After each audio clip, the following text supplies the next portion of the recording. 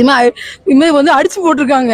யூடியூப்ல பார்த்தே நான் தெரிஞ்சுக்கிட்டேன். பார்த்து ஸ்பாட்ல நான் இல்லை பார்த்தா இங்கே ஓடி வந்தேன் ஸ்டேஷனுக்கு போனேன். ஸ்டேஷனுக்கு போனேன், போலீஸ்கார் எந்த நடவடிக்கையும் எடுக்கல. போய் பார்க்குறேன், தம்பி பிரதர் அனாதை போன மாதிரி காலையில் விரிச்சு போட்டு அப்படி கீழே கிடக்குறான். கீழே மயக்க கீழே கிடக்குறான் அப்படின்னு சொல்றாங்க. தூக்க போனாலும் அவர் ஆக்டிங் பண்றாரு, நீங்க வெயிட் பண்ணுங்க அப்படின்னு சொல்றாங்க.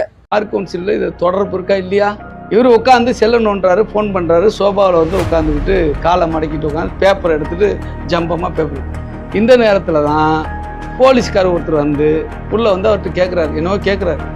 கேட்கும்பொழுது இந்த மடக்குன காலை ஒரு போலீஸ்கார் வராரு, ஒரு அதிகாரி வராரு என்கிற மரியாதை கூட இல்லாமல் அப்படியே காலை மடக்கிட்டு இவர் உட்காருங்க அப்படின்னு ஒரு மரியாதை இல்லாமல் கை காட்டுறாரு. அவரும் உட்காந்துக்கிட்டு அவர்கிட்ட இதை டீட்டெயில் கட்டுறாரு.